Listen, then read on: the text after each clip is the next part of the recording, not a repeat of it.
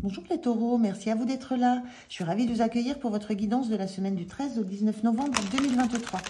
Donc ne prenez que ce qui vous parle, que ce qui résonne en vous, c'est important. Tous les messages ne peuvent pas vous être destinés, donc voilà, soyez vraiment vigilants par rapport à ça.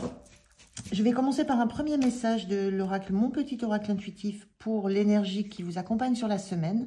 Je continue avec le Light Seer Tarot pour la situation, comment vous vous sentez, le point de soutien, le point de vigilance, comment vous quittez cette semaine. Et je termine avec un message, un conseil des portes de l'âme. Allez, c'est parti, les taureaux, on regarde quelle est cette énergie qui vous accompagne sur la semaine. On a la magie lunaire, une belle carte, une belle énergie. Magie lunaire, c'est l'idée d'être connecté à ses sensations, connecté à ses ressentis, d'être conscient de l'importance que vos intuitions ont. L'idée aussi de la magie lunaire, d'être en... Moi, je ressens d'être en phase avec donc vos émotions, vos sensations, mais aussi peut-être votre passé, avec des événements du passé. Le fait ça me parle de guérison aussi, cette magie lunaire. D'avoir guéri des choses du passé, de se sentir bien, de se sentir en phase, de sentir une sorte de plénitude face à vos expériences de vie, à votre vécu. Un petit peu cette notion-là, l'idée d'une fin de cycle. Ouais, bon, on va regarder la situation, voir ce que ça raconte. Je fais le tirage, je vous retrouve de suite. Alors, en dos de deck, on a le 7 d'épée inversé, oui. Le 7 d'épée inversé, c'est la lumière est faite, on a encore cette lune avec cette lumière lunaire là. La lumière est faite sur des secrets, sur des choses du passé, sur des doutes, sur ça peut être la lumière faite sur des trahisons. En fait, il y a quelque chose qui est clair. Il n'y a plus de doute, il y a plus d'ambiguïté, il y a quelque chose de très clair. Voilà, il y a plus de secrets, tous les doutes sont levés. Et je ressens ça de manière plutôt douce quand on est dans la magie lunaire. La lumière de la lune, c'est la lumière réfléchie de la lumière solaire. On n'est pas en pleine... on n'est pas ébloui. Il y a une sorte de lumière douce avec cette magie lunaire. Alors, le 2 de pentacle au niveau de la situation. L'as d'épée inversé. Le diable inversé. Ok.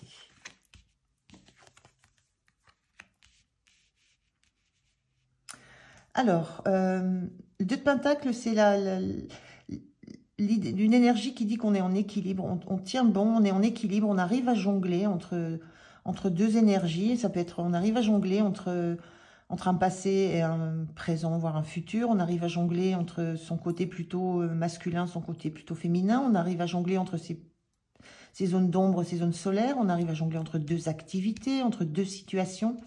On reste en équilibre, on tient bon, on tient le cap et on tient bon. On est bien, on peut faire plusieurs... Enfin, voilà. L'idée d'être occupé à deux choses. Il y a deux choses qui occupent l'attention et il n'y a pas de problème de les réussir les deux.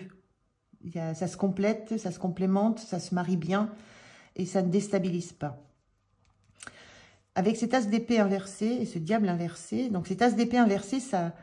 il y a une notion ici de ne pas vouloir moi je ressens de ne pas vouloir se prendre la tête, de ne pas vouloir être focus sur des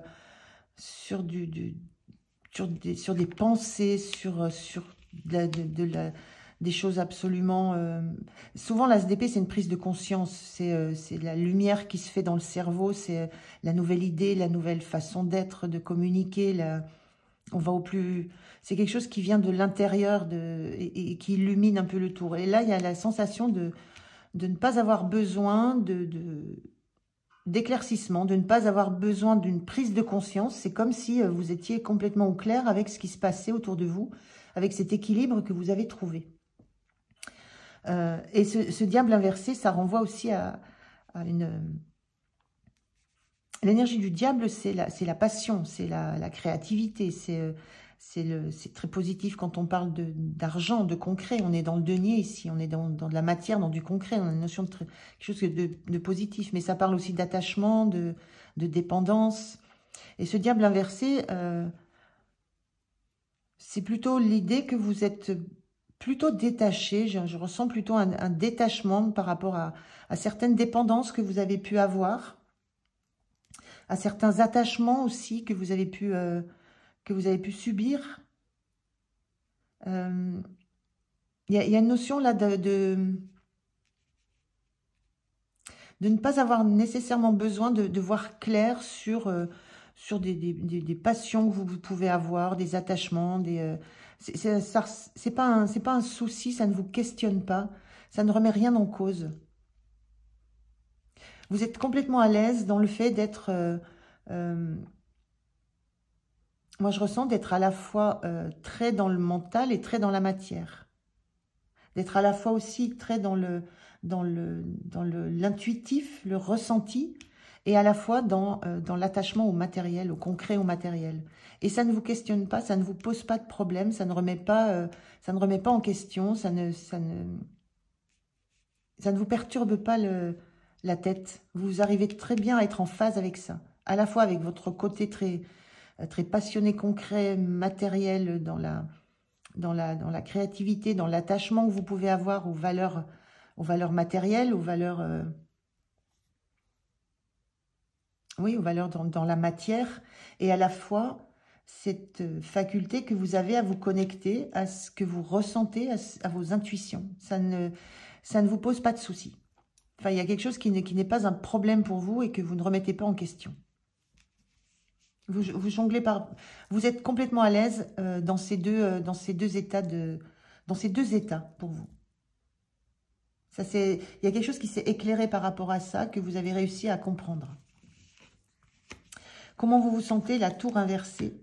Vous n'avez pas envie qu'il y ait des changements, vous n'avez pas envie qu'il y ait des choses qui se bousculent fortement dans votre vie. Il y a la sensation d'être dans une situation relativement équilibrée, même si ça jongle, même si ça bouge, même si ça vous oblige à passer d'un état très, très matérialiste, très dans l'attachement à ce que vous pouvez toucher, à ce qui est factuel, et l'autre état où vous êtes beaucoup plus dans la connexion à vos guides, dans la connexion à vraiment vos intuitions. Vous n'avez pas envie que ça soit bousculé, ça. Vous n'avez pas envie que ça soit remis en cause. On le revoit avec l'as d'épée. Là, vous n'avez pas envie que ça soit bousculé, tout ça. Vous n'avez pas envie d'être déstabilisé. Parce que vous avez trouvé un certain équilibre entre ces deux façons de voir la vie, de voir la situation. Donc, pas envie d'être déstabilisé, pas envie que quelque chose vienne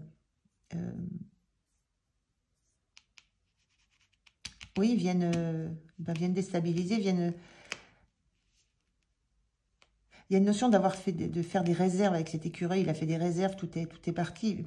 Pas envie que tout ce que vous avez engrangé, tout ce que vous avez compris, tout ce que vous avez accumulé comme savoir, comme connaissance, comme lumière sur certaines choses, pas envie que ça soit mis en péril. Ce qui vous soutient, c'est ce roi de coupe inversé. Ce qui vous soutient, c'est que vous êtes en capacité de reconnaître vos émotions, de les comprendre. Mais en même temps, on sent que vous n'en avez... Enfin, ce qui vous soutient aussi, c'est de ne pas être dans la maîtrise de ces émotions totales. On voit bien avec le diable, il n'est pas dans la maîtrise, hein, il est dans l'exaltation, dans le feu, dans la passion. Il vit et il vibre, le diable. Et là, ce qui vous soutient, c'est de ne pas être trop dans le recul par rapport à vos émotions, dans la distance, dans l'analyse objective de ce que vous ressentez. Ce qui vous soutient, c'est de vous laisser aller à ces pulsions. Voilà, de laisser aller vos pulsions, de vous laisser vivre l'instant présent. Et on est dans ça avec ce diable. Donc, c'est de connaître vos émotions, de les connaître, de les reconnaître, de les accepter. Ça, c'est votre point de soutien. Mais de ne pas les laisser simplement à distance de vous. En fait, votre point de soutien, c'est de les vivre à fond. Et le point de vigilance, c'est le 9 de coupe. Le 9 de coupe, c'est quand on est pleinement satisfaite de ce qu'on a autour de soi. C'est la réalisation des vœux. Le point de vigilance, c'est ne pas penser que vous êtes à l'aboutissement de ce que vous pouvez espérer. Il y a encore... vous avez encore des choses à rêver, des choses à espérer.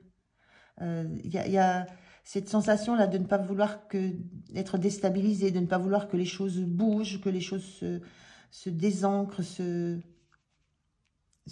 défassent, que tout ce que vous avez fait, accumulé, pas envie que ça disparaisse, mais il y a une notion là de ne pas oublier de toujours avoir des rêves, de toujours vous projeter vers du mieux, vers du meilleur, de ne pas en rester avec cette notion du diable aussi. On a toujours cette idée aussi derrière d'attachement, de dépendance, de ne pas rester dépendant uniquement de la matière, de continuer à projeter des souhaits, des rêves, des envies, de ne pas rester uniquement attaché à ce que vous avez déjà, à la matière que vous avez déjà. Donc c'est plutôt joli. Et le point de soutien en fin de semaine, c'est ce 3 de coupe inversé.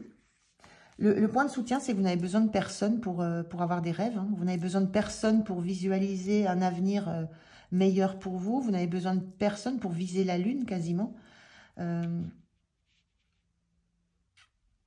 Vous avez cette indépendance. Hein. On sent une force, là, quand on est dans l'énergie de la tour, c'est que on sent une force qui ne veut pas être déstabilisée, mais on sent une grande force, quelque chose que vous estimez qui est stable chez vous. On sent une grande force d'équilibrer tout ce que vous sentez qui bouge autour de vous et en vous. Et vous n'avez pas besoin qu'on vous accompagne pour ça, qu'on vous soutienne, voilà, il y a une notion d'individualité. Vous avez vous avez conscience de votre individualité et de votre capacité à seul, individuellement, de façon autonome, d'être en capacité de prendre vos décisions, de vivre ce que vous avez à vivre,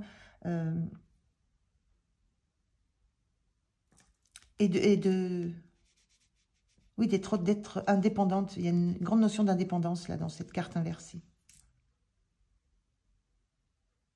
On va avoir un petit conseil pour la semaine, pour vous les taureaux. On vous parle de la responsabilité. Vos paroles et vos actes influencent votre réalité. Ayez conscience de ce pouvoir extraordinaire. Là, ce qu'on dit, c'est voilà, la pensée positive va amener à une réalité positive. Des paroles positives amènent une réalité positive. Donc, ce qu'on vous engage là, c'est de toujours visualiser du positif dans ce qui vous arrive, de ne pas envisager le pire. Parce que la tour, ça peut être ça aussi. Hein. Ça peut être la peur de voir des choses qui vous arrivent et qui vous déstabilisent. Donc, cette notion de peur de voir que ça arrive, ça peut impliquer que, effectivement, vous envoyez un message et ça va arriver. Donc, la pensée positive, restez stable dans ce que vous avez décidé. Continuez à visualiser des rêves de façon positive. Continuez, je vous disais, à visualiser vos rêves, à visualiser l'avenir. Ne vous contentez pas de ce que vous avez déjà dans la matière, de ce que vous possédez déjà. Ne vous contentez pas d'être peut-être... d'avoir mis au clair certaines choses. Il y a peut-être encore des choses à creuser. Il y a vraiment cette sensation de toujours visualiser encore devant et le mieux que vous pourrez avoir dans votre esprit, dans vos pensées, dans vos paroles. Même si vous êtes pris ou prise par des problématiques très concrètes, très matérielles, revenez toujours à cette magie lunaire, à la visualisation positive de ce que vous voulez encore plus, encore mieux pour demain, pour après-demain, pour l'avenir. C'est un petit peu ça le message. Voilà pour vous les taureaux, j'en ai terminé avec cette guidance. Merci de m'avoir écouté. Je vous souhaite une belle semaine. Prenez soin de vous et je vous dis à tout bientôt. Au revoir.